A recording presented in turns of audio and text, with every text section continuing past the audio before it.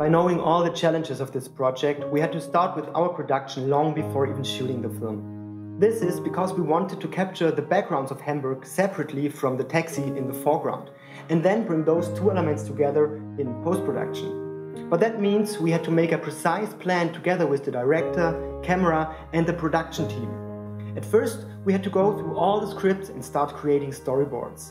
When this was done, we then had to actually go to Hamburg to shoot all the material we would later on need to make the car drive scenes look real and authentic.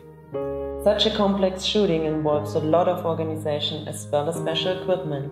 It means cameras, shooting permits, closing off the roads, detailed schedules and a lot of phone calls. We organized, for example, cars from the 80s for the background. We filmed different angles of the background so that we later on would have the possibility to create big panorama plates out of them. And as we recorded all of this in 4K, we would then be able to zoom and pan inside of this high-resolution video file. With all the material prepared and sorted, we could then realize the shooting in the green screen stage.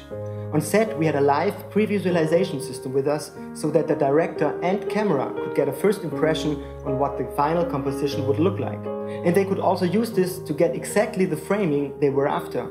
This is also a very important aspect for the lighting crew, as they are now able to set up the light according to the background. For the actors, it helps a lot to know and see the actual surroundings and not only to play their role in a green studio. As a next step, we then get the clips that will make it into the movie from the client. At our facility here in Berlin, we then sort and ingest the material into our system. After that was done, we were now able to organize and assign the shots to artists all around the globe.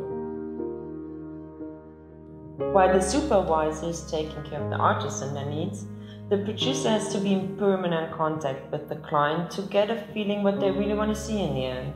So everything is focused on the visual aspects of the show. That's why regular screenings are so important. In these meetings, everybody, like the supervisor, director, client and so on, is sitting together to discuss and comment every single shot.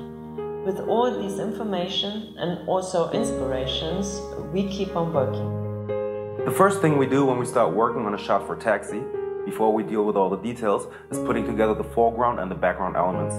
To be able to do that, we need to get thoroughly briefed to get all the information the supervisor gathered during the screenings and on set. One feature of this show is that it takes place in the 80s. This means we had to remove logos, advertising, basically everything that didn't exist 30 years ago. A big issue were cars that were passing by close to the camera. So we manually had to replace them with old cars, and in some cases even remove them completely from the movie.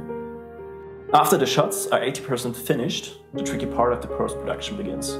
And this is where we really can get creative. For example, we put dirt on the windshield, add reflections to the hood, or even added heating wires to the back window. And in some shots, we even made the antenna wiggle in the airstream to show the speed of the car. With the great talent and all effort from the team involved, Taxi became a gorgeous and colorful piece of art from a period 30 years ago.